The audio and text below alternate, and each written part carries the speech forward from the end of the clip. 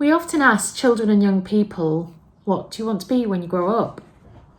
And of course we get some fantastical answers of being an astronaut and soccer player or anything like that. It's amazing though how the reality of your life is often very different. I always used to say, I want to be a music teacher. I certainly never said I want to be an academic registrar, which is kind of where I ended up. But then life takes over, doesn't it? And I think if you ask me now what I wanted to be, I would say I want to be free. But of course, people don't want to hear that. They want to hear what job you want to do. So, why don't you ask me? Ask me what I want to be. Go on. Okay, since you're asking, I want to be a digital nomad. I know, weird, right? But I want to be a digital nomad. And actually, I'm now well on the way to living that dream. And in this video, I want to tell you a little bit more about what I mean by that and how I am actually achieving it. So let's get into it. Living life every day, late at night, not okay. All I want, and I pray, all I need are some better days. Yeah. Well, hello there again, my friend. Come on in. You know where to sit now, so make yourself comfortable. And before we get into it today, I need to tell you, when I came into my chalk studio this morning, I was greeted with the most beautiful scent that I've smelt in a long time. And if you saw my last video, you know I was about to expire with the heat, and we have had some terrible heat, or fantastic heat, depending how you look at it. Some amazing heat during the past few days, but overnight it rained. And I came into that smell you only get when there's been rain on grass that's been dry for a very long time. Do you know the one I mean? Oh, that scent, just wonderful. Ugh. Anyway, let's get into it. And you know what's coming? Yeah, my cuppa, my tipple of the day. And today it's jasmine. No reason needed. Jasmine tea. But I did want to show you this. This is one of my jasmine tea bags, and it is a thing of beauty. Look at that. Little jasmine pearls in a little silken bag. Oh, how beautiful is that? I love it. So as usual at this point, my friend, we are just here for a chat. I'm not a financial advisor. I am not here to give you financial advice, so please do your own research. And today's music of choice is a little freewheeling number. Yeah, just free and easy, because that's what we're talking about. Yeah, nice. So if you're tuning into this video about being a digital nomad, expecting to see a 20-something-year-old in a scantily clad bikini on a beach in Bali, I hate to disappoint you. First of all, I know you might find it difficult to believe, but I'm not 20-something, you know. I'm also not going to appear in a scantily clad bikini because I think YouTube might ban my videos for cruelty to viewers, so that's not happening. But also, clearly I'm not in Bali. And I think being a digital nomad may mean different things to different people. And to me, I would define it through seeking 3 different types of freedom. So freedom number 1 is freedom of location. And that's probably the most obvious thing when you think about being a digital nomad, and the clue is in the title. And I think many people do fulfill that traditional kind of viewpoint of a digital nomad. They travel the world, they sell up everything they have, and they pack a rucksack and off they go into the sunset.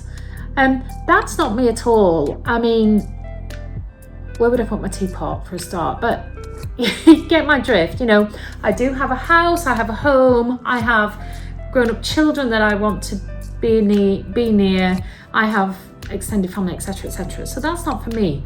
But being free to work from wherever I want to is very important to me. So So in terms of how that's going to play out for me, well, we're not about to, as I say, sell up and move to Bali or anywhere, but we do have plans. And so we're going to spend August in a little place that we have in mid Wales, with beautiful little valley, and it's literally like a static van, but it's gorgeous. We love it. So we're going to up sticks and move there for August. And then September, we want to hit the road and do a little road trip adventure down through Spain, Switzerland, into Tuscany, northern Italy, and then back again, and maybe, take about 3 or 4 weeks to do that. Also, my husband's a musician. He's a conductor. Yeah, that's him. And he often works internationally. And, I've always said, God, wouldn't it be great if I could just head off with you? And that's what we're going to do. He had a call the other day. Can he go to Romania in February? And, without skipping a heartbeat, we kind of agreed that I'd go too, because I can. Oh, it's great. So, freedom number 1 is location. So freedom number 2 is time. Oh my gosh, I've just noticed that. I think my candles have become a bit bent in the heat, and somebody's rearranged them between me filming these clips. Excuse me a moment. Okay, take 2. So where was I? Freedom number 2 is time. Time is, of course, our most precious commodity. And if I'm honest, I haven't felt time rich for many, many years. And when I look back, I have always been employed. So I've worked for the man 9 to 5, although it was usually more like 8 till 6:30 or 7. But also raising a family, busy lives. So I really think that being a digital nomad offers you that freedom of time. And what do I mean by that? Well, I mean that I'm not beholden to anybody else for my time. I'm responsible for my time. I'm responsible for being productive in my time. If I'm not productive, then I won't get any income. But equally, I can work at 3 o'clock in the morning if I want. It's my time to manage, and that's a fantastic feeling, actually. So yeah, freedom number 2 is time. And freedom number 3 is financial freedom. Probably the biggie, actually. And again, I know I've said it before, but I've been employed for 32 years, and in many respects, I've come to realise that time has really ended in me feeling that I had golden handcuffs on me. I was paid very well, I had very good terms and conditions, but none of it was giving me the freedom that I now crave and now I am finding. But of course, finances are so important, because you can't really enjoy your life and the freedom that you want without some financial backing. So you're probably wondering, well, okay, this is all lovely, but how is she then earning that financial income to give her financial freedom? Well, I'm going to explain. So I've spoken before, I think in my very first video, about I mentioned a number of projects that I'm currently working on that I hope at some point in the future will give me a good range of diversified income. I don't have a lot to say about those at the moment, but I will at some point in the future talk a little bit more about those. But if you've seen any of my other videos, it will come as no surprise at all that my main source of income at the moment is Safuu. And I don't want to go over the detail that I've gone over in previous videos, so please do have a look at those if you want to know more about Safuu.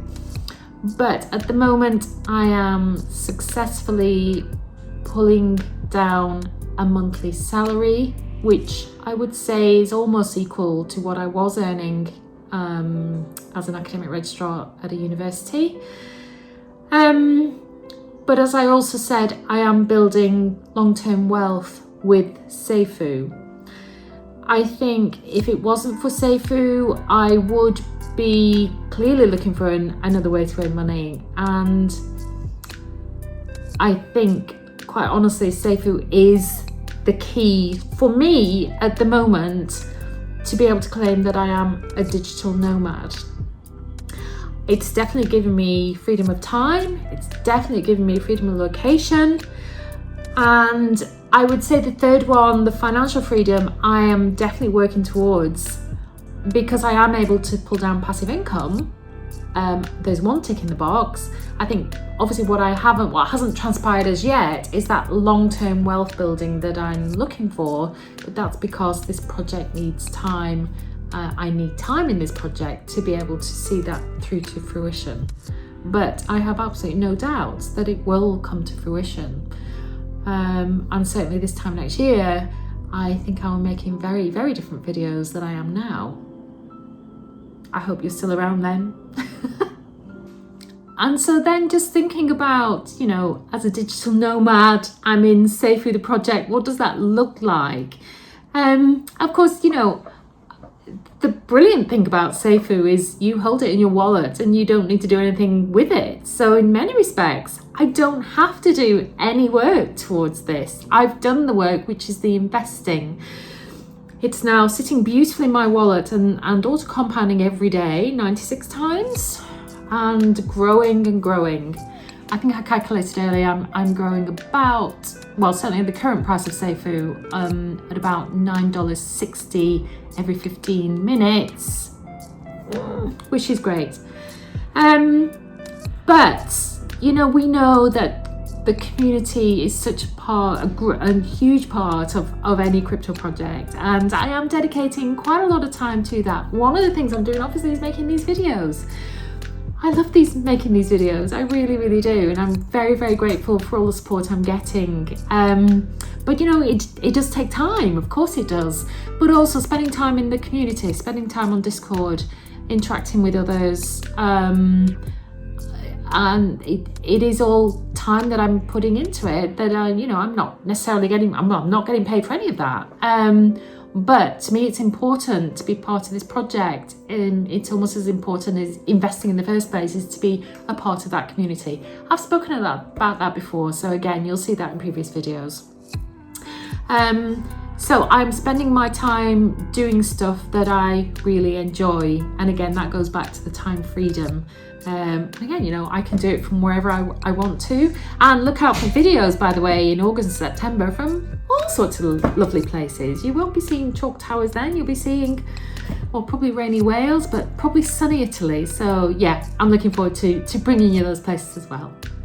So I'm going to wrap this up, but I hope that's given you a little bit of an insight into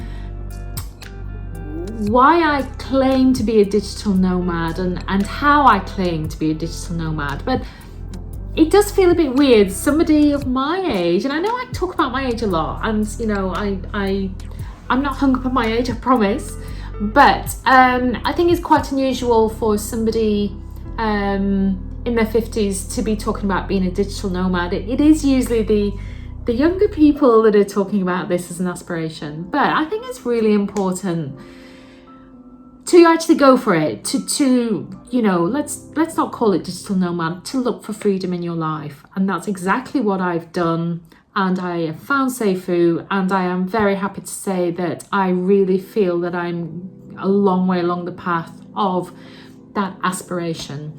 And I would just really urge anybody who's watching this video who feels trapped, who feels they can't escape the grind of their life, who wants to make a leap and do something different. I was there a few months ago.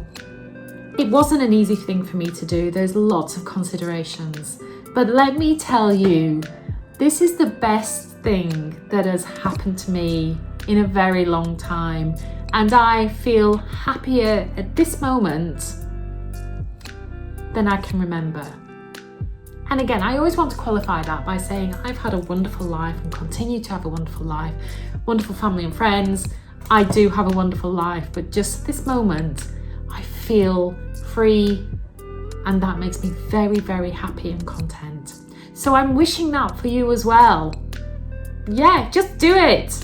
Do it. And especially if you're in Safuu, you've got no excuse. Anyway, I'm going to leave it there. I hope you've enjoyed this video, and I really hope to see you in the next one. But in the meantime, cheers.